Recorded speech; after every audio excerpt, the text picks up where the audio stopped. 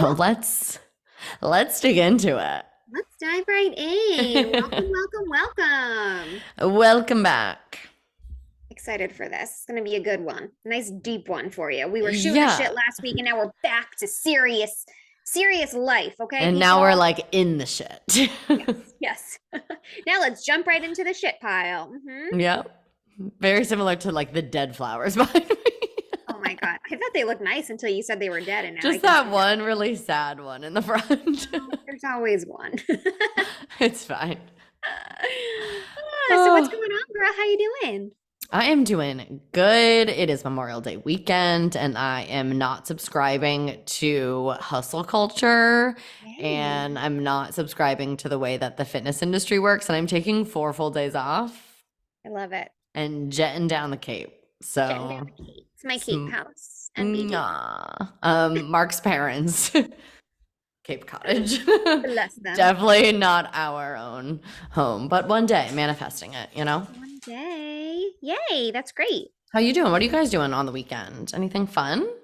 Nothing. Our boat got hauled out and like Nothing. nothing. So Chad has to like paint the whole bottom of it and Hmm. there's like always something that he has to do on the boat and we get it hauled out every like 2 to 4 years because it's like $3,000 to get our boat hauled out. So Jeez. it's like once it gets out, you like pay for the day. It's at the Yeah. boatyard. It's like you got to get everything done. So it's almost like Yeah. that's just what he'll be doing the whole weekend. So me and Annie Banani will just be doing our thing. Oh, I Maybe wish I you'll was take her there. to the park or something, just keep it Yeah. cash. I wish that I was there to play. Yeah, no big deal. We'll I feel plan on like, yeah, I just feel like the weather is going to be so lovely. And like a couple of it. the days it'll be warm, but not too hot. Like I feel like it'd be a great Annie Beach afternoon. Yeah. Yeah, I might tackle that. I don't know how. I feel like we'll go for literally 20 minutes to the Yeah. beach with Annie Banani because like she's 11 months old and we'll just eat all the sand. And I get Hmm. so nervous with the sun. Like she has a really good, like not super fair complexion. So I'm not like, I don't think she's gonna like burn to a crisp in 2 seconds, but you get nervous, there's I no mean, shade. 100%. So we'll see how it goes. Yeah. I feel like that's a tough thing to do just you. Like I Yeah. feel like you need a second set of hands and Yes, this is true. All yeah. day long, I need that. I So mean, 100%. Well, I'll come be your live-in like au pair. my spouse. You're like second. Well, I'm proposing that we become a throuple. We do this all the time. We're like, So commune. Yeah, that's yeah, what we need. Yeah. yeah, I know. On again, reasons why you need to watch Vanderpump Rules, but one of the girls is a single mom, and her baby is around the same age as one of her good friends' babies, and it was like this whole like honestly really sad and dramatic way that she became a single mom. But so now she's kind of like rebuilding her life. But she just bought a house right next door to her best friend. And so now their babies can play all the time. And she's like, I'm basically entering their marriage. But I'm like, that is the goal, not to be a single mom. But I mean, like, shout out to the single moms. You guys are killing it. Not because Period. like I'm already married. So like the goal can't be like, bye. But Right. like if Mark and I had an adorable child, we move right next door to you Telling guys. ya. Yep. Village right there. I'm here for it. I'm here for it. So keep an I eye love out. this. Okay. Local real estate. Local. Okay, let's jump into our rosebud thorn. I haven't thought of mine, so you go first. This is rapidly becoming a theme, I know I need to Miss get better. Caitlin.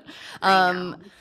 no, okay, I feel like all week long, and like I started that note for this very reason of like, Yeah. hi, put it in there before, and then all week long I think about it and it pops in my mind. I'm like, write it down. I'm like, oh, I'll write it down later. And now here we are, did not write anything down. But I think in my head I have the things. So let's see. Okay. Well, my rose is definitely that it is Memorial Day weekend. I'm taking a long weekend. I'm ready to Mhm. like go down the Cape for the first time in the season and just like spend some time with some family. And I haven't seen my brother-in-law in a really long time. So like just some like good, happy, relaxing vibes, you know? Yeah. I feel Totally. like my the theme is also rapidly becoming like every week when we're like, "How are you?" and both of us are like, "Tired." Yes. So I Yes. feel like having some like nice walks and like walk on the Mhm. beach, like just zen, you know? Yep. I like it. Yeah. Do you want me to keep going or do you want to do your rose? I have my rose. Okay, let's hear So it was actually it. just one little moment, and it was like the sweetest thing ever. Of course, it's with Annie because it always is. But, anyways, Yeah. I was putting her to sleep last night and I was rocking her, and I like got up to go put her in her crib, and like, the noise machine's on. It's really calm and just like mellow in there. And I go to like kiss her little cheek and put her in her crib to go to bed. And I was like, I love you. And she just looked at me with like this sweetest little smile, like a little smirk and just like sleepy eyes. And it was just like the cutest little memory. And I feel like I have Mm, so many like moments in my life that I feel like you remember like one little moment, and yeah. this was definitely one of them that I feel like just got burnt in my soul. And A I feel core like memory. core memory, and it was just so Oh, special. And it's like all the hard times and all the long days and the questioning yourself about everything, and it was like just that one little moment just made me feel like you're doing a good job, mom. Like, I'm good, yeah. I'm happy, and you're my safe place. And I feel like it was just so special. You're doing such a good job. I feel like it's like you want to like bottle up those little moments. Yes. Yes. She's also downstairs with Chad right now, and I can hear her cracking up. She like Stop. pretends to bite now, which is like not a good thing. Yeah. And then we totally like give into it, and we're like, ow. And then she's Yeah. like, I think it's the funniest thing ever. So like she's probably gonna start to bite soon, but it's Eh, cute for you right know now. what? Whatever. We'll cross that bridge when we get there. Yeah. Okay. What's your butter thorn? Okay. I feel like I had a couple things for my bud. Okay, two things. One that is like just silly.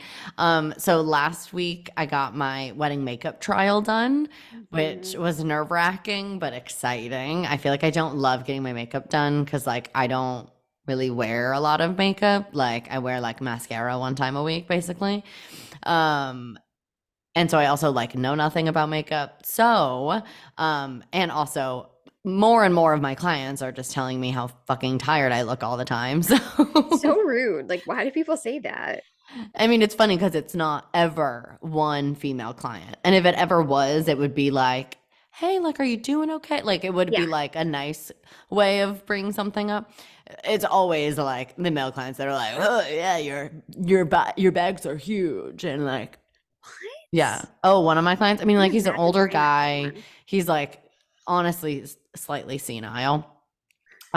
Super sweet, sort of, in his own way, You're like, maybe. I don't you're know. really trying to give him something. I don't know. I mean, it's like I think that he really appreciates our time together and Okay. it's like helping him a lot.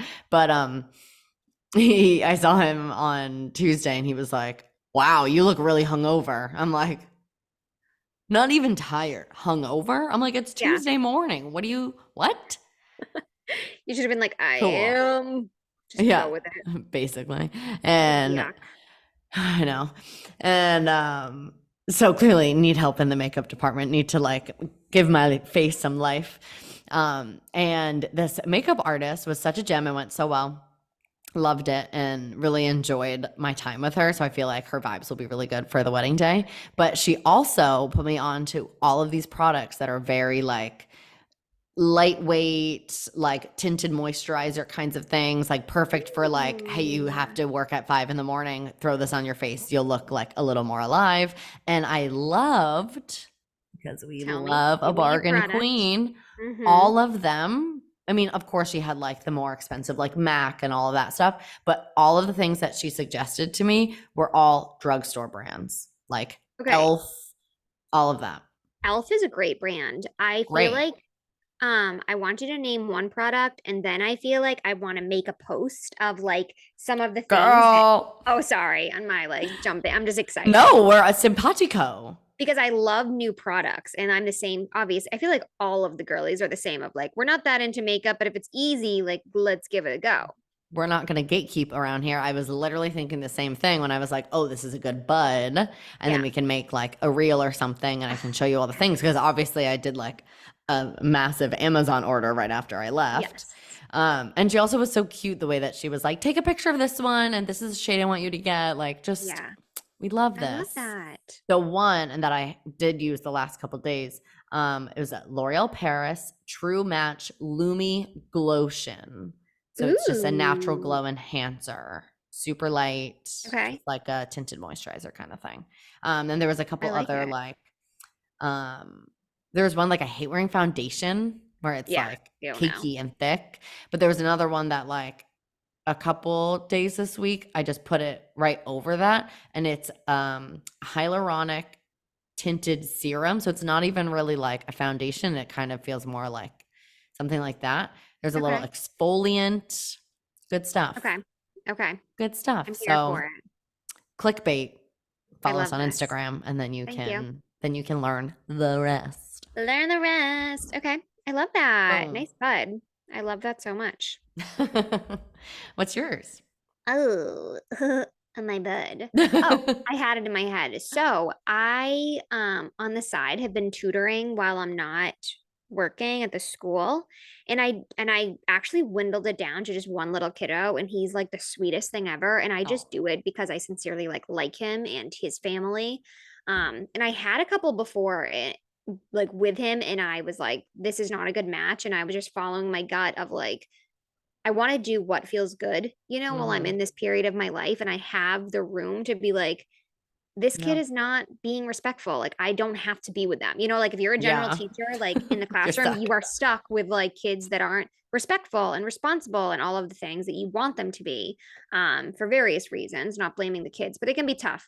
Anyways, so this summer, I am taking on a whole bunch more of tutoring kiddos. Mm. And I'm kind of excited because I feel like I'm at a place now where like I have the Annie routine down. I feel comfortable leaving her for like a good amount of days. So I'm going to be taking on like 5 or 6 or 7 kiddos this summer. And I Look at feel like it's you. going to be like a full time, not a full time, but like Yeah. like really getting back into the swing of things like career wise. And so I'm going to see how it goes. And so I That's feel like great. I'm ready. We'll see how Yeah. it goes. And if I don't like it, I don't have to do it after the summer. So Yeah. kind And of is isn't like that best of both freeing? worlds. Yes. Yes. Um, yeah, just like living in seasons of your life, I feel like that can be nice to just think about it as like, let's try it out. And if it doesn't work, then we'll reconsider, like you don't have to be Yeah. stuck in one thing for ever. Yeah. And I feel like that's a really important thing to remember Yeah. because a lot of times things can feel that way because it can Hmm. be scary to like make a jump. Like you choosing not to go back for now. Like it was such a big decision, so scary. But remembering like you're not stuck in anything. Right. You can Right. always pivot and change and figure something else out. So, Exactly. So that's mm. that. What about your thorn? You got Hmm. one? Okay, so I have one that like I it's like in the point of the podcast of like sharing all the things that like we all deal with but like we don't talk about, but also being like how much is too much? Okay. Give it You all, put it all know? out there, girl. I just feel Is it going to be like a picture of your poop and we're like analyzing your poop? no, I feel like I've talked enough about poop to like That's last true. us the whole podcast, That's true. the rest of the podcast life.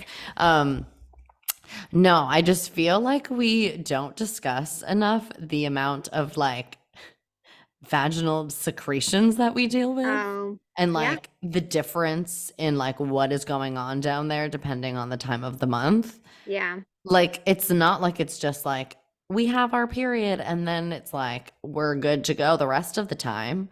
Like, I feel Mm-hmm. like when you're ovulating and stuff, Mm-hmm. do you It's know what I juicy. mean? Yeah. She juicy. Mm-hmm. And the amount of times last week that like I'm like, I don't wear underwear with my leggings. I know some Mm-hmm. people, you're a hard stance. You are in or you're not. And I am a hard, I'm literally will not. never be me. No. Um, It like bunches up. yeah, I don't really understand the point, but like live your truth. Yeah. I just won't be Yeah. joining you. Yeah. But the amount of times that like I would like bend down to like grab a weight for a client or like get closer to a client or something, and you would just like physically feel Yeah. it happen where you're Mm-hmm. like, Did I Yeah. just wet myself Yes. I or? was gonna say it feels like you peed your pants. Mm-hmm. Yeah. And then Yeah, you just have that's to funny you say pretend. that. I Yeah. feel the same way lately, and I thought it was just Mm. like my postpartum situation. But yeah, like honestly, I've been like, did I just pee my pants? Like I need to Mm-hmm. go like change my leggings, or like if you're Yeah. working out, God forbid, like that's a Oh. terrible situation. But when you're pregnant, Mm. there is so much of that Oh you God. don't even understand. Like people wear pads. So that's something to look forward to too. But All the good things to look forward to. yeah. Yeah, my whole, I don't know if I've shared this or not, but my whole like cycle has been so messed up where I've gotten my period like before I got pregnant, it was every 40 days. And then I just got my period back 7 months postpartum. And then I got it like 40 days and then 14 days and then 20 days and I'm like all over the place. So It's so I'm in the same annoying. boat of like I'm trying to see where I'm ovulating because I'm not on birth control right now because I Yeah. like don't want to be. And so you could be like safe about it. And it's so hard because I'm like, I don't know when I'm Right. ovulating because my You're like, cycles it are could all over be the any day. place. Yeah, I'm like shit. But yeah, Because you same like, thing. I mean, I literally bought this and never used it one time, LOL. But like the basal body thermometer or whatever, you just Yeah, have I've to heard of like that. be Do good it. about doing it the second you wake up and like it'll Right. never be me. It should I be because I know. should be more careful, but I know. don't tell Mark. Oops. Don't tell Mark you're over here trying to impregnate yourself. I know, right? I'm like, Oh it's my like God. we're already married. It's no like I got you. Like Right. Right. we can take a. Yeah. That's a good one. I'm happy you shared that I mean, I guess me too. I'm glad that it resonated. I'm glad that I didn't say that and you with were me. like, Everyone ah, else is like, what the hell? Ew. literally. They're like canceled. Okay. My thorn would be that I am in like a constant state of wanting to like change up everything. Like nothing in my life is ever secure. Hmm. Unless you're my husband or my kid, you might be out. Mm. Or you're um, like podcast wife. no, no, I know, not like my Rude. I shouldn't have said that. But I mean like I'm just joking. No, I get it. no, I just feel like I'm just like always like nothing in my life is like concrete set in stone. Like we're Hmm. looking, I'm going to give you an example of what is happening in my head right now. So we have to kind of finish our one of our bathrooms. It's like almost done, but not the way all the way done. So in one of our bedrooms, we have all of the things stored that are going to be in said bathroom, like the baseboards and like the doors, things like Yeah. that. It like I don't even see it anymore because it's like part of the house Yeah. because we've had it in there for Totally. how many years.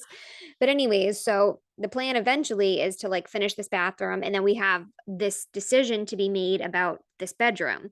So I'm like, should we make it into a playroom? Should we make it into a workout room or should we make it into an office? And I'm like, well, if we make it into any of these things and then I get pregnant, it's going to be a bedroom. And so Hmm. let's not even like do anything with it. Let's just keep it like a storage room. And I'm just so sick of like living in the like, well, this might happen, so we should do this, and this Yep. might happen, and then we probably will even just buy a new house. And so it's like my head is just never like present, and I feel like in one sense you have to think about the future, but in the other sense it's like, but you also have to be comfortable. So like even if it's for 6 months, would finishing that room and making it a playroom like make you happy, you know?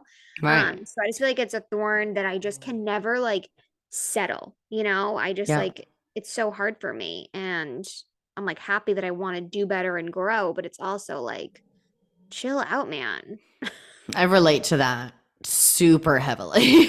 It's Yeah. a it's like a chaotic feeling. Yes.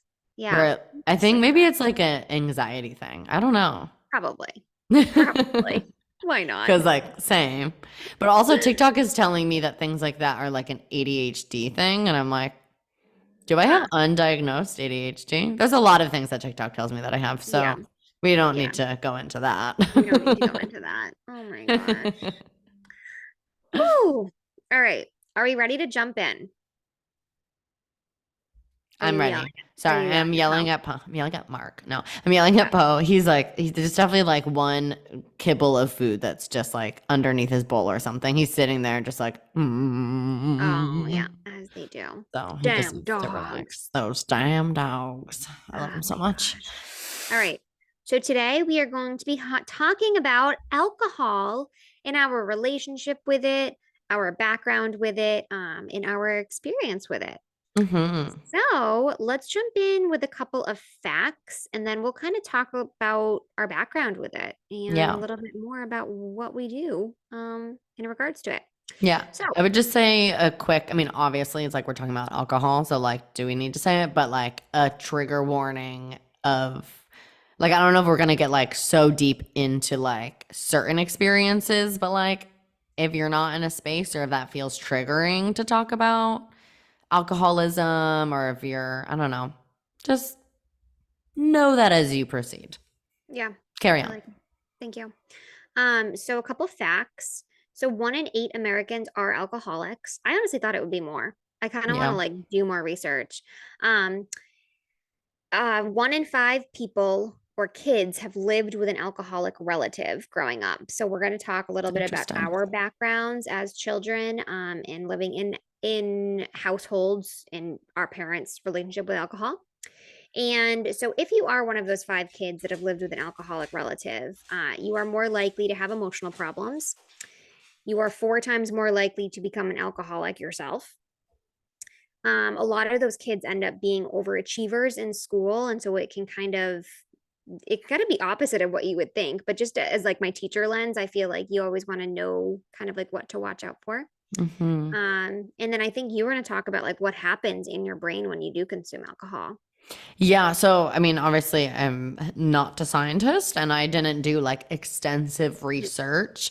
But if you do, not to like pivot it completely, and I do want to have her on our podcast, but I did an episode with this woman. And later when we talk about like some resources and stuff, I can shout her out. Mhm. And she is sober and has done extensive research on this stuff. So she talked a little bit more about it on an episode of Build with Brayback. But like, don't go listen to that. We're gonna have her on at some point. But so she was teaching me about how your brain reacts to alcohol and how when you start drinking, endorphins and serotonin are released, which is like how you get that euphoric and like really good feeling, you know, that first glass of wine or whatever. First one, and it's so short. It You is. know, it's like, Yeah. oh, I'm starting to feel it. I got to drink more so I can feel it again. But Yeah. it's so quick. It's like a 5 minute stint. Exactly. And that's exactly what she was saying, that there's a limit to it. And like, obviously, that limit is a little bit different for everyone. And it's different than like your like tolerance, I think. But she said like the average kind of tends to be about 2 drinks, which seems to make sense for me. Because then you kind of start to plateau. And that's kind of when you'll see like, you know, it making you more anxious the next day or people getting like mean when they drink or like more sad, like heightening some of like the bad emotions that you might have. But it also, which I found really interesting because we tend to drink to like deal with stress and to feel better, like at the end of a long work day, like that's so the narrative of like, oh, you know, a cold beer, a glass of wine, the like mom wine, all of that, like mom Mm-hmm. wine culture, which I feel like could be a whole separate episode, and I'm not even a mom. Mm-hmm. Um, but it actually ends up causing more stress to your body because it increases our sympathetic nervous system and decreases our parasympathetic. So the parasympathetic is the one that like calms us down. Which puts our body in more of a state of stress. And she talked a little bit about how a lot of times that'll kind of happen while you're sleeping, which is why like you'll pass right out and be like in a deep sleep, but then it decreases your parasympathetic nervous system, which is why you get really shitty sleep when you're So bad. yeah, when you're super drunk or, you know, had some drinks.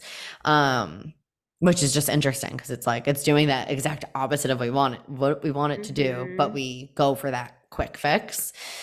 And then also interesting, especially with your fact that the children that live with alcoholics or whatever tend to develop more emotional problems, probably like anxiety and depression. And actually, a newer study found that people with anxiety and depression will have more negatives from their drinking compared to people without anxiety and depression, Mm, even when they're drinking the same amount of alcohol. And the negatives that they're talking about are things like changes in your heart rate, sensory perception, cravings, their alcohol tolerance, strained relationships, struggling to stop drinking, being able to cut back, insomnia, all those fun stuff. wow. It is Yeah. just so wild because I feel like you can get so engulfed in like we were saying about the mom and wine situation. Like I go through like roller coasters of that of like, well, every mom drinks wine, like I just need to wind down. So we'll just have a glass. And then you get that little bit of a high and you're like, gotta chase the high. So I'm gonna have another one. And then you're Mm-hmm. pretty much buzzed and you're like, just keep it going. Your thoughts out the window at that point. You're down 3, 4 glasses, a bottle, Yeah. and you're now back at -10 instead of zero where you started. Right. Right. Feeling Um, more stressed, then the next day feeling worse. Or do you yeah. remember on Working Moms when I don't remember any of the characters' names because I'm so bad, but one of them moves away to like a way more like suburban town, and all the Yep. moms are like getting wasted during the day, pairing them with their like anti-anxiety meds. Yes. And just like Yes. they're like, what? It's Yep. normal. It's normal. Yeah. And you like Yeah. feel like it's such a fun idea before you do it. And then you're in the middle of it and you're like, yucky. Yeah, yeah, totally. Whew. Okay. So let's jump into some of our backgrounds, shall we? Let's do it. Do you want me to go first? Yeah. Open the wound first? Okay. Whew. I'm All right. nervous about this one. I don't know I know. why. It's hard because you don't know how much to share because you don't Yeah. want to hurt anyone. Yeah. And it's hard because this type of thing is a fact. Like either your parent is an alcoholic or they're not. Yeah. um, and it is. There's no middle ground. Like if I don't know the statistic, but like when they go to the doctor's office and they ask you like how much you drink, it's like if you drink every day, you're an alcoholic. If you drink more than I forget the amount, like you're an alcoholic, whether Mm-hmm. you agree with that or not, like it is a fact. Um, and so it's hard to kind of like really put a label on people that you love. But it is true. So Yeah. with that said, I'm going to share a little bit about my childhood and my relationship with relatives with alcohol. But again, I'm not going to go too deep because I feel like that it's not my story to tell like their side of things, but it is fair for me to share mine. Yeah, your Uh, experience, and like we're yeah, not on here to shame anyone, whether it's our family and like airing their experiences, or shaming people listening that might be, struggling with this, that, or the other thing. Like we're just sharing our experiences, then hopefully other people can relate to and maybe like take something away from. yeah. So both of my parents have alcoholism in our whole family, so they both are alcoholics. My dad, who I don't have a relationship with, is or was an alcoholic, and then he just like stopped drinking cold turkey Mm, when I was really young. I don't even remember, but I remember talking to a therapist about it, and they said something like he's a recovering alcoholic that hasn't recovered. Like he still has all the anger, he still has all of those like trauma. He just mm. doesn't like mask it with alcohol now. Now he's just a mad person. And Oh, so I always yeah. thought that was fascinating of That's like, interesting. yeah. But he also did a really good job of like always vocalizing like alcoholism runs in our family, like it's in your Mm, blood, like looking out for it. And he was very blunt with a lot of things, especially like calling out my mom and her relationship with alcohol. But I do like I'm happy that it was just like on the table, because I think that some yeah. families have the opposite, and I think that that can be really damaging. Yeah. So anyways, that's my relationship with my dad with his alcoholism. He was just an angry person, but there was no alcohol involved on that side. On my mom's side, she definitely struggled with alcohol, and was in and out of different types of treatments, and like her journey is very ongoing, and she has her own path with that relationship. But she also was in relationships with other men who were alcoholics. She got married when I was in second grade to a man who was an alcoholic. He also was definitely like psychotic, and had like drug abuse problems as well. And he was very abusive. And I saw a lot of abuse in that home, especially when both of them were drinking. And so I always related, like, you know, if you see like a drink start, most likely something's going to go down. Mm-hmm. And I've seen cops come in the house. I've seen family members get like very physically hurt, like my door's been knocked down. Um, I've seen drugs. They've like fallen on me in different like exchanges. Like there's been a lot of scary things, and most of it stems with certain people, not even just my mom, just the people that she was around having alcohol addiction. Yeah. And I think that it masks a lot of like mental illness too. So there's Yeah. so many, like, it's so hard because it's like in the extreme that I was in, there was so many other things of like not just alcoholism. Like there's also like mental something going on, and just unresolved trauma from their childhood. Yeah. So It like yeah, masks it it, but then wasn't. also makes it worse. And Yeah. So yeah, so that's a little bit about my background with alcoholism running on both sides of my family. So yeah, it created kind of a childhood for me that had a lot of abuse and neglect. And unfortunately that led to me having a lot of anxiety. So in high school, I started to show, actually I showed a lot of signs of anxiety from very young on. mm-hmm. Probably I would say in like fourth grade, my parents also had like a really, really bloody custody battle. Mm. They got divorced when I was 2, but I went back and forth living with them and my grandmother. In any ways, so I think that I had a lot of anxiety and a lot of repressed emotions. And it started showing really bad in I remember fourth grade. Like I would go to school and like I remember wanting to wear clothes that were like just would hide me. Like I would wear really Yeah. big clothes so that no one would look at me. Um, and then it kind of like spiraled in the opposite way where then I wanted attention. And so, anyways, all the way up to high school, I was diagnosed with general anxiety disorder, from my doctor at the time, who just put me on medication and were like, you should really see a therapist, but like, here's your medication. So got on Yeah. medication.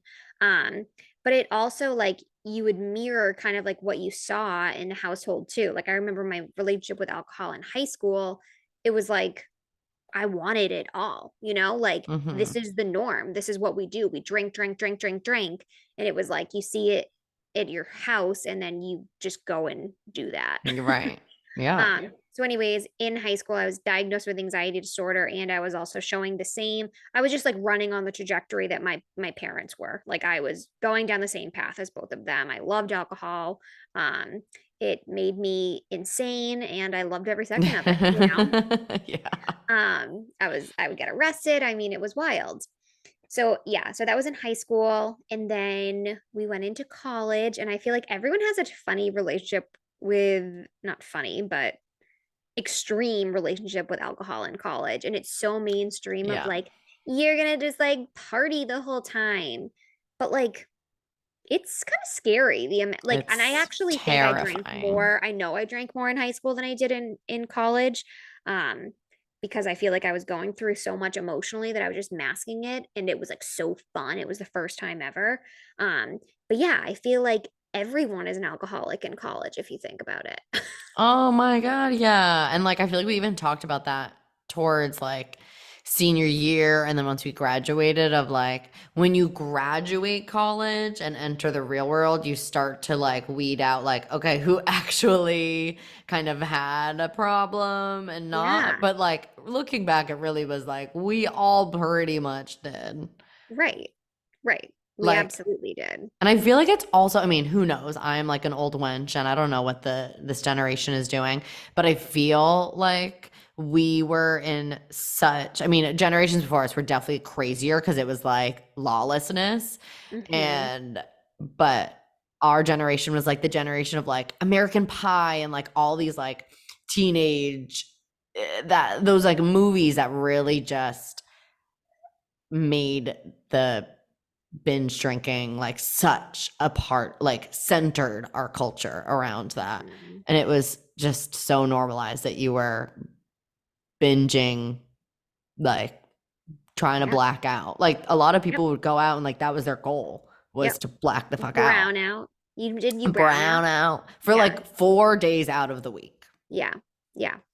And you even look at pictures of us and we're like puffy and like stinky. Like, bleh, you know? Um, the picture that Megan posted on my birthday was from graduation week, and I have never looked puffier Yeah. than the pictures from graduation. Hmm. It's wild. It's like It's so like kind of unhealthy. scary though to think about. Yeah. Um, so it's going back to like drinking in college. I feel like I would do the same thing. I'm just like going balls to the wall. But in high school, I was like fun and it was like new and adventurous and like just Hmm. like freeing, I think.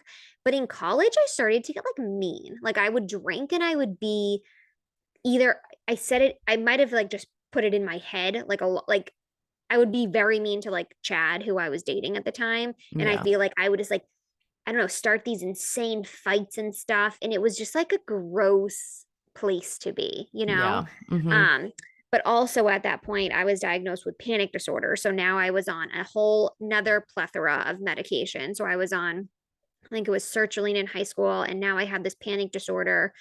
So they gave me lorazepam, which is like a tranquilizer basically. Put And me I out. would drink on it. Like I Yeah. remember Of literally course you like, did. That of was like, what are you course, gonna why do? not? And Not I go don't out think with I everyone? understood like what it actually was, but I remember like Yeah. one day being like, oh my God. I remember I got locked out of my apartment and I was like, this is so shitty. What a terrible life I'm living. I'm locked into my apartment and like having a lorazepam and then being like, I'll just go to the liquor store and get a glass of wine until the locksmith can come and like chilling out. And like I remember that time and I remember being by myself and like I was like, what am I doing? You know, like Hmm. talk about core memories, like what I was talking about with Yeah. Annie. Yeah. And now we're talking about the opposite. It's like it was a yucky place to be. Hmm. So yeah, that was my relationship in college. And then I was like seeing therapists off and on throughout this. And then later on, I was talking with a therapist actually when I was trying to get pregnant, and we were talking about like childhood and everything. And she wasn't a psychiatrist, so she couldn't like diagnose, but she was like, "You're showing all the signs of like PTSD." And so then we were talking about like this added layer of mental illness of like having PTSD in childhood and my relationship with alcohol and dealing with it at all these different stages. Um, and by this point, it was maybe like my late 20s, early not early 30s. I'm in my early 30s, so it must have been Yeah. my late 20s. And I feel like my relationship with alcohol started to kind of like change a little bit. I was realizing that it was like putting me in the gutter. I was realizing it wasn't making me my best self. I was getting in a lot of arguments with my husband, my fiance at the time, and it just like wasn't a good place to be in. So I started to kind of like questioning it. So it started by like thinking about what I was actually consuming because I would drink like Hmm. I'd mentioned we would go to Walmart and get like 30 packs of Coors Light and Budweiser. But now Yeah. I was like, okay, well now I'll try like wine, something like that.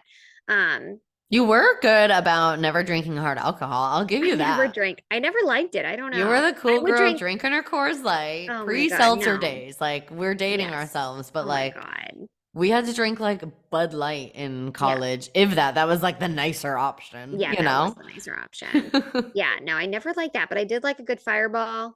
That was a good Mm, time, yeah, straight gasoline in your system. But yeah, yeah, so anyways, going into like my older 20s, I started to kind of like really question it, like what I wanted.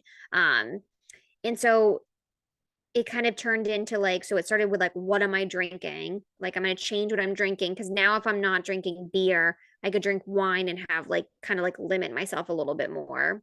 Um, and then it started to think about like, I wonder if I could do like a sober week or a sober, it turned into a sober month. So it started with a sober month. I Mm-hmm. remember it was the month of your birthday.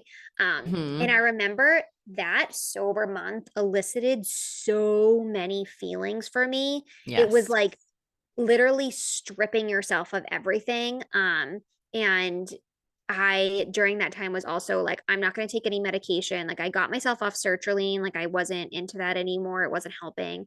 I would do like lorazepam if I needed, if I was actually having a panic attack. But during that sober month, I was like, I'm not going to do anything. And I remember it was like so scary. And I had panic attacks and I had to like really just like sit in it. Um, like Yeah. I moved a lot. I like walked like physically, I moved my body a lot, not like working out, but like going for walks, being outside. Yeah. Um, and it was just like it was kind of scary how difficult it was, and so I kind of like tried to explore that more, but I feel like that was so important for me to really embark on. And so it kind of led me into a different relationship with alcohol. So most recently, I would say within the past like 3 years, I don't drink the way that I used to whatsoever.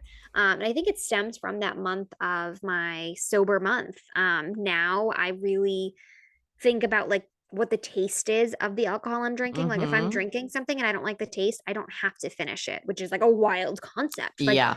gone are the days of me finding like the highest alcohol percentage of what was on the menu and ordering Yes. that. Yes. It's so real. um, Or just like powering through something that you hate because like why would you yeah, ever pour it down the drain? yeah, you wouldn't like you're trying to get drunk. Yeah.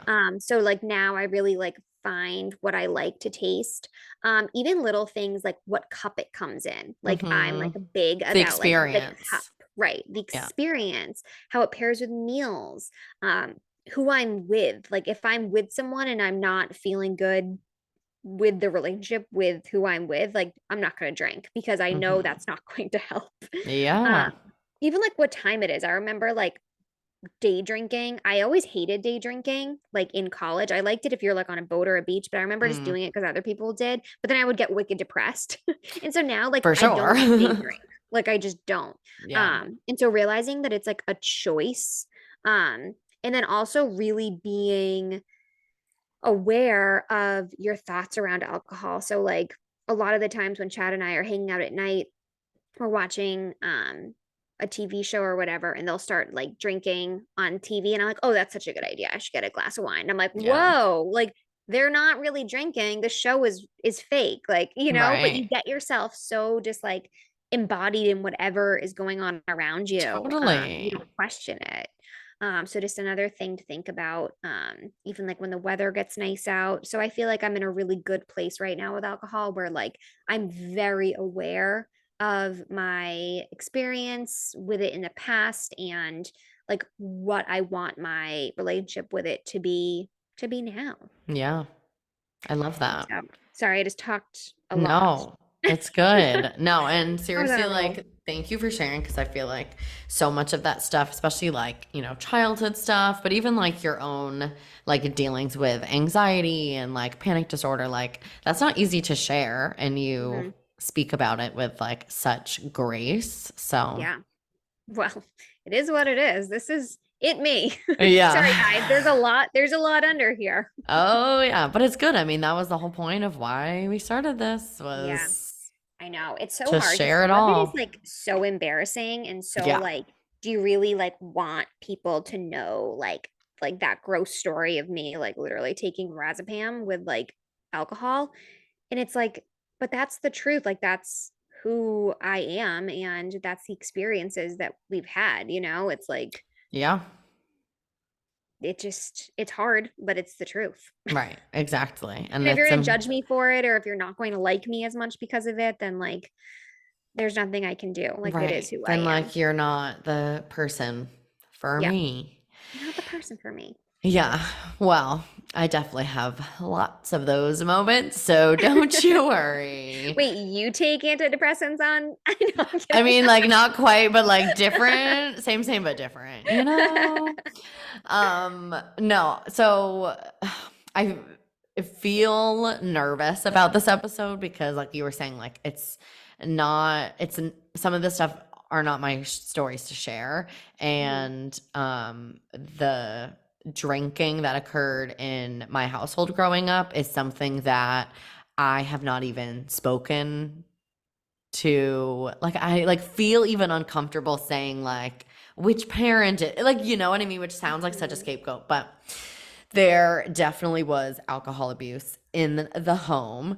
mhm, And there is like I don't want to label all these people in my family for people that have not even like proclaimed themselves to be alcoholics, but we can at least say that there is a lot of alcohol abuse on both sides of my family, mhm, which led to different outcomes. You know, my mom is so conscientious about alcohol because she dealt with a lot of different things in her life.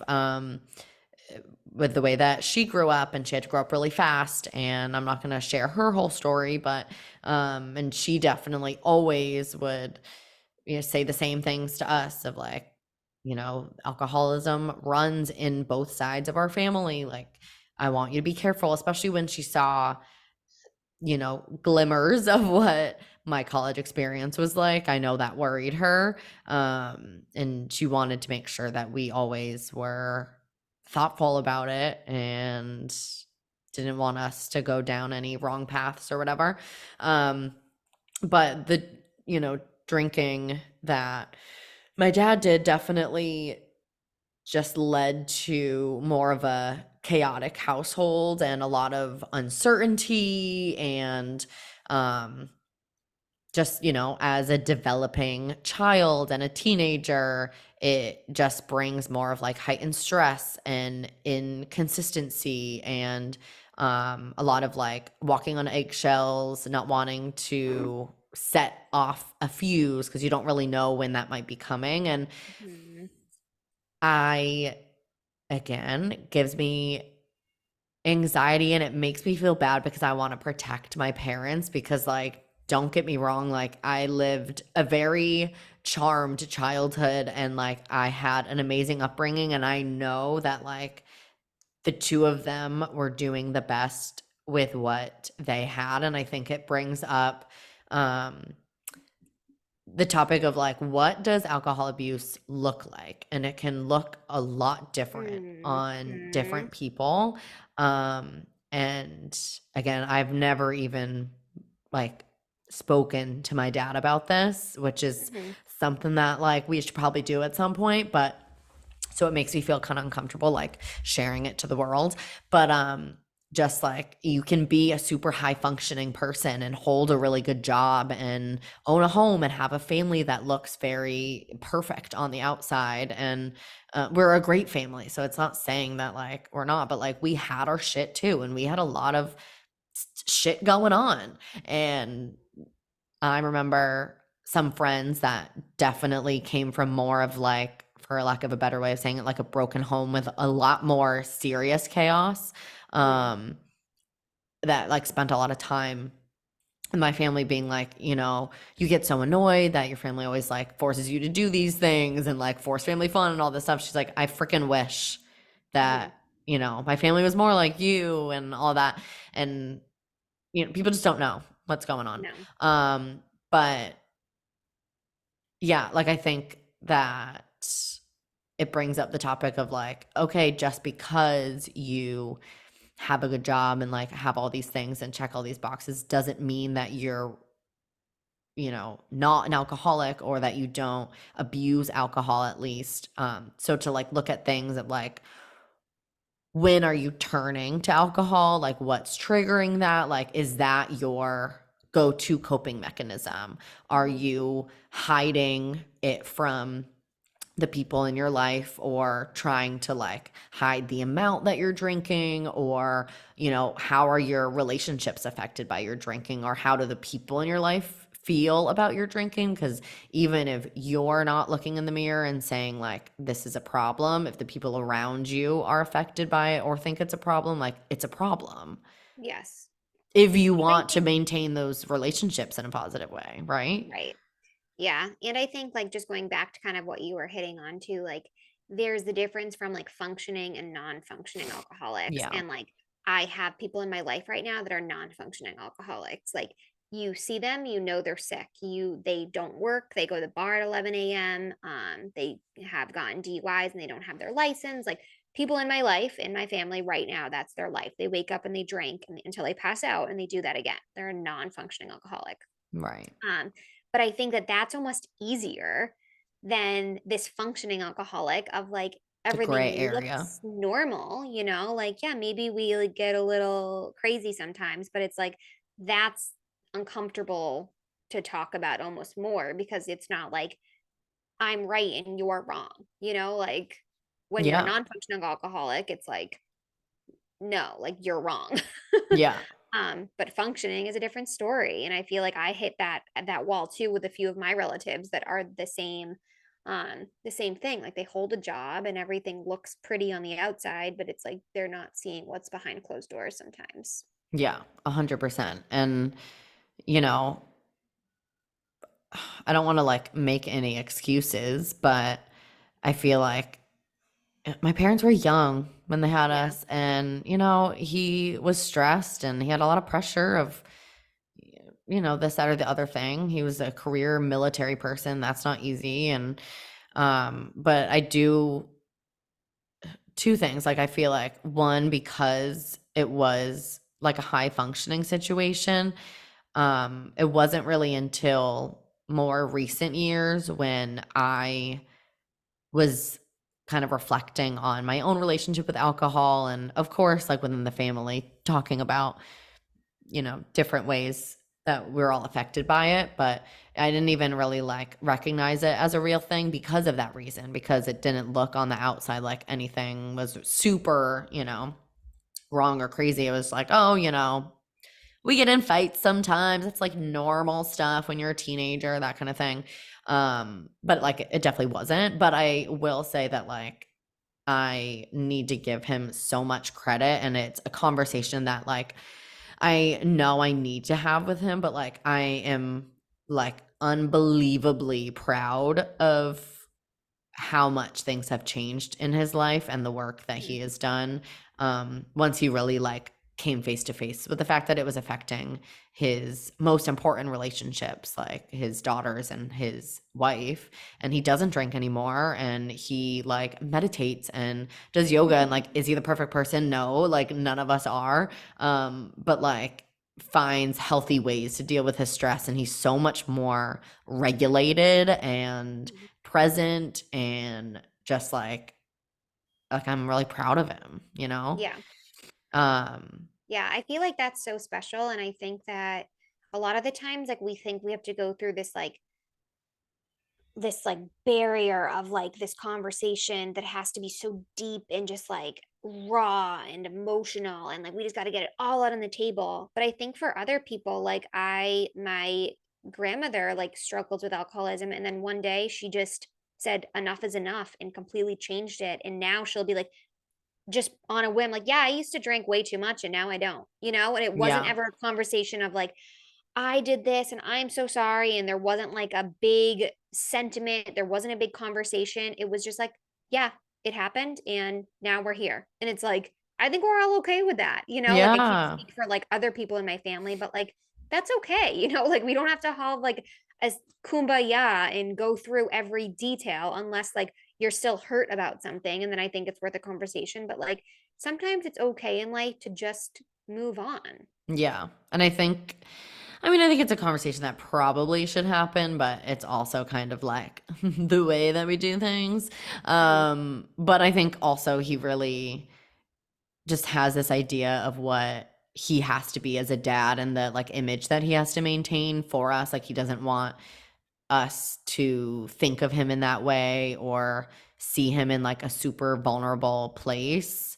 And Mhm. like, that's fine, Yeah. right? Like that's like what he is just comfortable with, and like that's totally fine. And like kind of like the conversation we had in the like boundaries episode, it's like we can just work with it, you Yep. know? And like maybe one day we'll have a bigger conversation about it, but that's Yeah. fine. Yep. But I will But say that really reflecting back on all of that, that paired with the chaos of moving around, like I went to 3 different high schools, moved across the country twice, and I think I actually did show a lot of signs of anxiety growing up and just like didn't know that's what it was. Like even as a little kid, like I would bawl my eyes out if my mom gave me lunch money because I did not want to change my routine and have to go through the lunch line. Like I was like, I will eat anything that you pack me. Please do not, like, this is a dire situation. Don't do that. Like, I hated being like having any attention on me. I would spend like, I think for first grade, I spent every single lunch and recess period in the nurse's office, like mhm. just all of that. And then all the moving around, which I've talked about before, I think has like made me really struggle with my identity during that like time where you're a teenager and you're trying to figure yourself out. And I definitely didn't drink a lot in high school, but my like senior year definitely started drinking a lot more as a way of like fitting in, and then it turned into getting attention and kind of filling that void that was definitely there, which wasn't great. Yeah. Definitely, and like put me in situations I didn't need to be in, and like hooking up with people that I didn't actually want to hook up with, and then like ending up in like relationships with them, which is like a much different like a bigger conversation that we can talk about another day. But and then like obviously in college really set it off, and in the moment thinking this is normal because it was normalized and that's what everyone was doing, but not everyone was blacking out more and more frequently, which is what happens when you drink too much. It happens Mhm. faster and faster.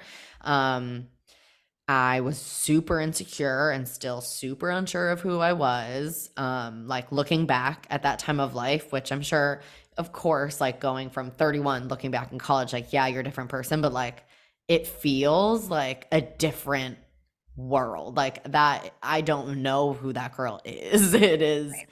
crazy. And I feel like there was also this culture of like, who can have the like funniest, most embarrassing, crazy stories like the next Oh yeah. day. Like, you're eating your hungover breakfast, you're all laying around the living room talking about like getting arrested, like doing this thing. Like, and I definitely was the butt of those jokes so often, like Mhm. too often, like peeing the bed with someone in the bed, Mhm. projectile vomiting on now one of your best friend's husband's walls.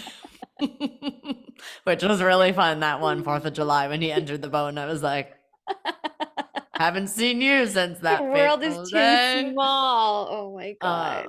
And just like definitely being such like a, I want all the attention and I'll like, hook up or like drunkenly make out with you, but then like seeing people sober, I'm like, I don't want anything to do with you. So also kind of like being mean and like leading people on. And then in like a darker sense, definitely some dangerous situations that Mhm. I don't want to say like I put myself in because that seems a little bit like victim blamey, but also like I can hold the accountability. That's the wrong word, but like things that probably wouldn't have happened if I wasn't blacked the fuck out, walking Mhm. around campus by myself, Yeah. you know? Yeah. Um, again, stories for another day. I know. I know. I'm Um, like having images in my own mind of like the same type of situations of like yeah. I don't know if this is what you're referring to, but like guys taking advantage of you and Yeah. you being like, sure, but also like if you were sober, would that have happened? No, No. you Yeah, know? and it doesn't make it okay. Right, It's not right. okay at all, but it's just scary, and Hmm. it makes me sad for that version of myself. And then when we graduated college, moving to Boston, and like it was kind of the same thing. It was the routine, you work during the week, and then on the weekend it's like, all right, girls, what are we doing? And we're going out, but now in a city, Hmm. and just hitting it hard. And it wasn't always so insanely crazy like it was in college when you could just stumble back to your dorm room or whatever it was.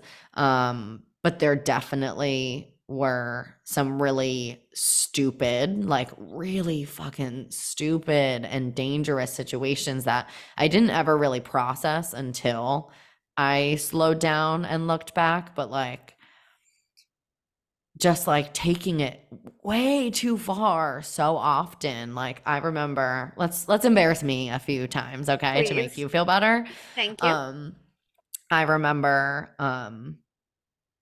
one time, uh my first job out of college, it was a recruiting firm, so very like salesy. Like these people thought they were like the Wolf of Wall Street. It was like so cringy.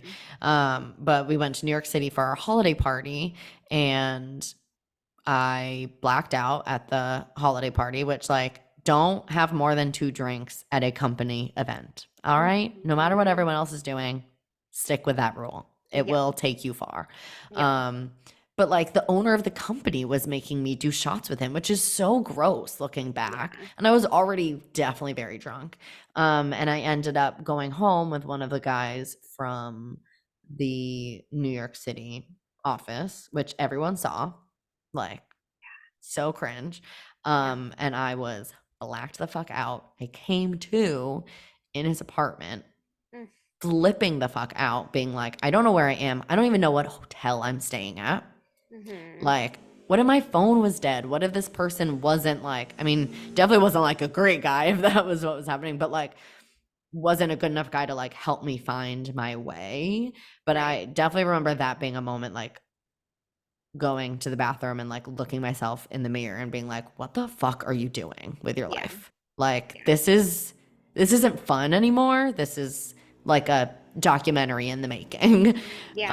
um and like, I definitely wasn't someone that was like drinking and driving all the time, but I can look back at a couple times where like I should not have been behind the wheel. Right. And you get not laughing Falling at apart drinking and over driving, here. we're laughing at our technical Oh difficulties. God. Yeah.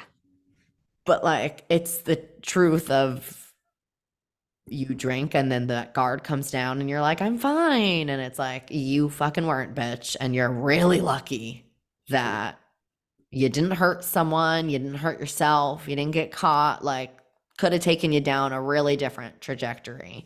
Um, and it just like, it heightened all of my bad emotions. It made me feel lonelier. It made that void feel even bigger. It made me more stressed. It made me more anxious. It made me way less connected to who I was as a person.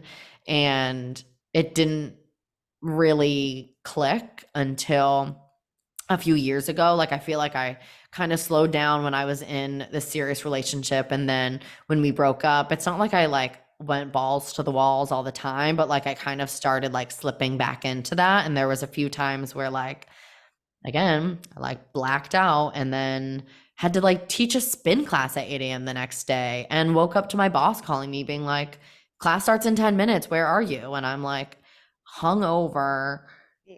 smell like shit, and have to run, and I'm late, and it's like Yeah. that was like my job, like my career. And Right. like, again, it like wasn't cute anymore. It wasn't like being hungover when like my family comes into the city to like celebrate my birthday with me, but I went out so hard the night before, and I like still think that's like a funny thing. Like, Right. it's not. It's concerning, especially given my like family history. Right. um And so I feel like the last couple years, I don't even really know exactly what like fueled it, but I kind of maybe like just, I don't know, getting older and whatever, but like slowing down and taking some time to like evaluate. And I actually do think there was one very specific time that like it was like the last time of being like, this is the last time I will ever feel this ashamed and like scared and hungover and just like fucking gross, Mm-hmm. where it it makes you evaluate a lot of things in your life, like Right.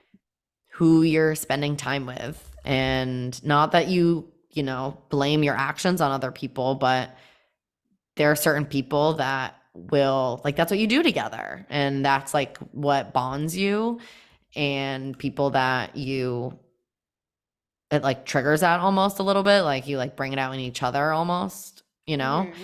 Yeah. and it makes you rethink some of those relationships. But it really wasn't until I like slowed down that I, like you were saying, like had a better quality of life, and I actually thought about like, what do I actually like to do, what do I actually want to do on this sunny day, like what would actually make me happier and like bring me more joy. And um I like was really nervous. Like I decided to do, and I think I did like a few months totally sober just to like see like Wow, good for what you. is this gonna Few feel months. like. Yeah.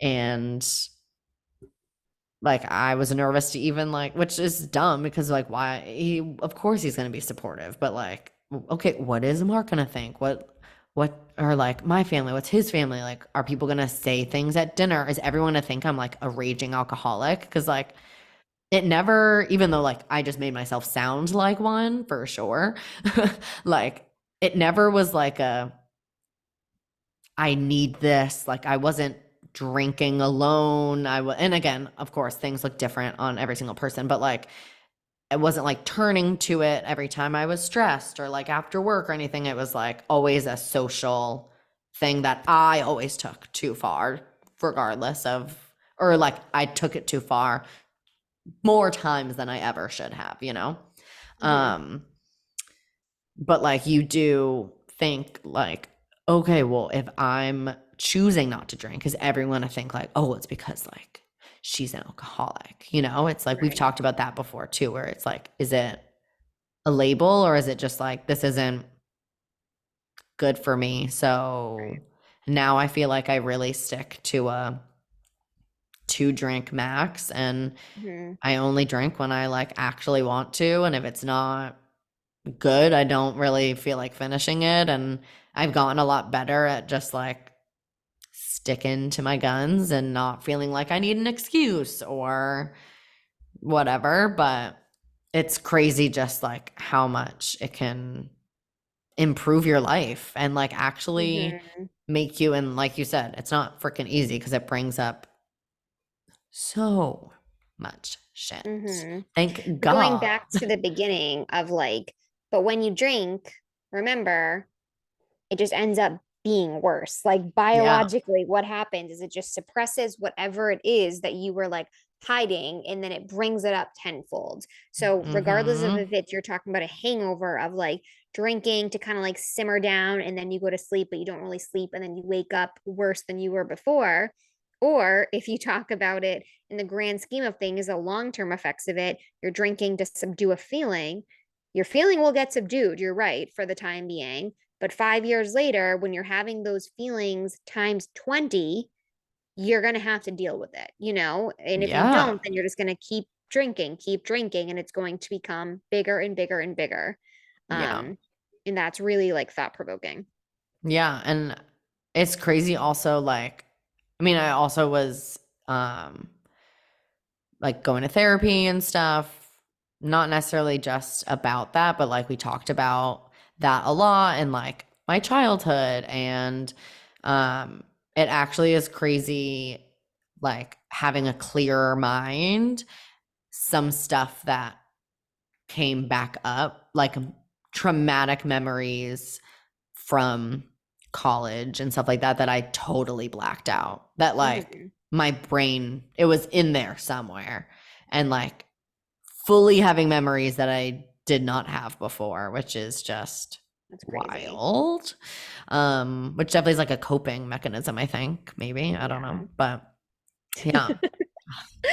Oh I my told gosh. you we got a Whew. lot. We got a lot. All right, so let's go into resources that you can use if you are curious about this journey or if you have similar stories to us, or know someone that does. So a couple like quick things that I'll mention. I'm always a preacher for a good therapist, maybe someone who specializes in alcoholism. Somebody you can just be brutally honest with, like tell the scary and the terrible stories and just feel really comfortable with them. Amanda and I both mentioned that we've done sober curious months. And so like I challenge you right now, could you do it? What feelings does it elicit? Maybe keep a journal, work through your shit. Hmm. Um, a lot of social stuff could be really awkward. And for me, I was going into these things that I used to love drinking and I was going into them not drinking and not enjoying it. And I was like, well, I don't have to do this stuff. Like, I don't have Yeah. to go to these parties, And so do what you actually enjoy. So I was kind of learning that like I could go hiking, I could go swimming, I could do art, I could go and get like an amazing lunch somewhere. Yeah. And so like doing different things kind of might be a better path for you as well. Yeah. Um, Something that I had written down for kiddos that had been through relatives that you lived with, that were alcoholics is a group called Al Anon. I have actually never done it. And to be completely honest with you, it's because I'm scared to do it. I think Hmm. that what I've heard from it is it's really intense, and it just dives right in. And that's my perception of it. So I might be wrong. But I feel like I'm not completely ready to like go into the nitty gritty because it's really painful. But that's a really good group that I've heard is like really healing if you are ready for that journey. And then what did you have written down? Oh, so kind of similar to what you were saying about finding new experiences. So if you are finding that like, okay, I don't really just like want to go get wasted at the bar and like it's kind of like the only thing that my friends want to do, or you're just like feeling disconnected and like wanting to experience other things. Facebook of all the places.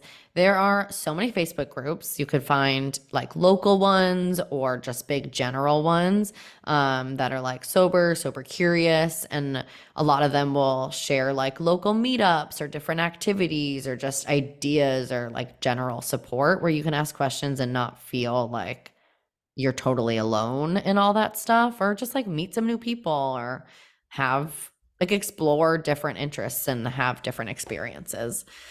And then also, again, social media, the interwebs are so powerful.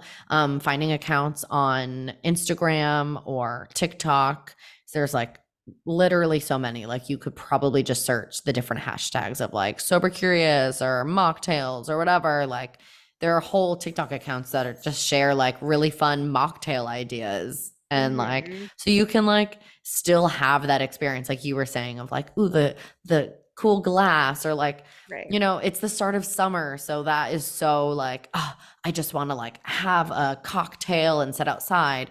And like if you don't actually want to have a cocktail, you can still have that experience of like making yourself a really yummy drink and like putting it in a cute glass and making an experience.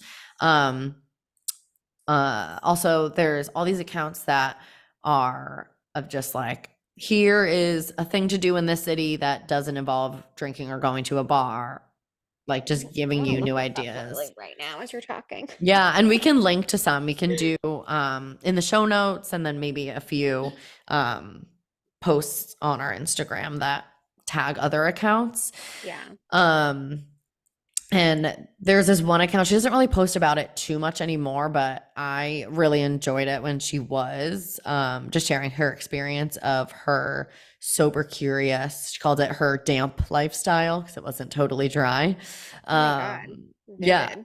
it was good. It was good. Um and looking up some books and you can listen to them on audiobook. I really enjoyed Quit Like a Woman and Not Drinking Tonight. It's like, even if you don't want to quit drinking, it's just like I think even if you don't ever take it to the like scary extremes that we were talking about, or have those Mm-hmm. moments where you're like, what the fuck am I doing? Um, just like alcohol is so the center of our society. So like I think it's so important to just take some time to reflect and like evaluate your relationship and just like see like, how is it actually helping me? Is it actually helping me? Am I leaning on it for X, Y, and Z? Like just a little check in. Totally. Um, but then more of just like general tips if you are looking to like try a sober month or just cut back in general.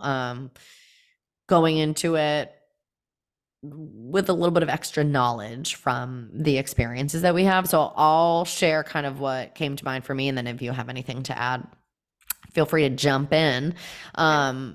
But definitely, again, because our society is so centered around drinking, a lot of people might find it weird and off putting. And I think it's the one thing that people will always ask about and call you out on or make a comment. Like, not one other like drug on the planet will people be like, why aren't you taking it? Like, it's weird when you think And about. just thinking like when people ask you, of course, like, are you pregnant?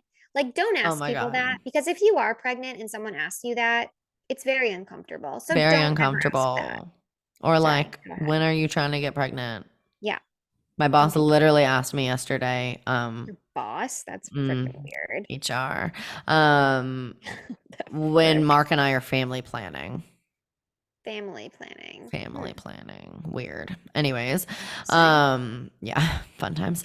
Um, but you definitely don't owe anyone anything. Like, you don't owe anyone a reason or an excuse. But if you feel like you'll want to give an explanation, like if it's just more comfortable for you to like say something, think about it ahead of time and practice it, kind of like we were saying with a boundary. So you just have less anxiety going into it. Just being like, oh, like I'm just doing a, sober month, or, you can make up an excuse if you like feel like you need to. Like, you definitely don't need to, but if you need to, you can always give an excuse. Like, if you're not ready to open up that conversation, I'm on antibiotics and I can't.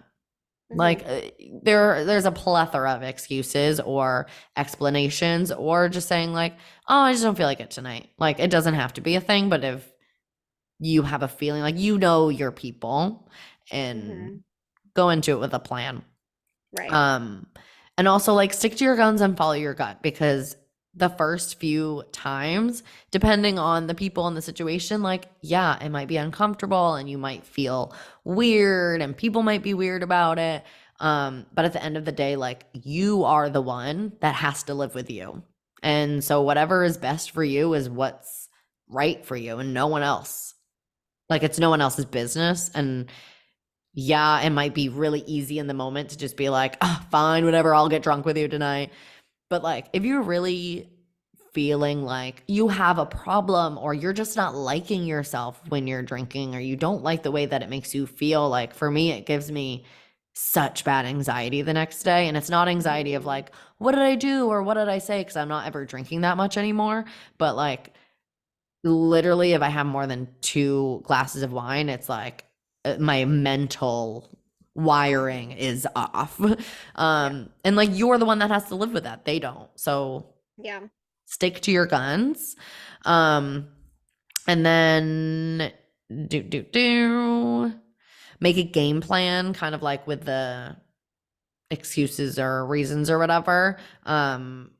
Just being like, all right, I'm gonna only have 2 drinks, and then I'm gonna switch to this mocktail, or like look up the menu ahead of time and like see if they have any mocktails on the menu, or maybe like go on one of those TikTok accounts and being like, okay, what mocktail can I order when I'm out? Like, have a little plan so that way you just feel less nervous about it all. Mm-hmm. Or I'm a like, big girl who looks at the menu before I go anywhere, regardless always, of drinks or food. Always need to look. always, Yeah, always. it's important. And then 2 more. So I feel like we are at that age of like bachelorette trips and, all of that stuff. And like that can feel kind of nerve-wracking the first time that you Mm-hmm. go on one of those when you like don't want to drink a lot. And I definitely will say like it is a little nerve-wracking, especially depending on the group, and the group dynamics and all of that.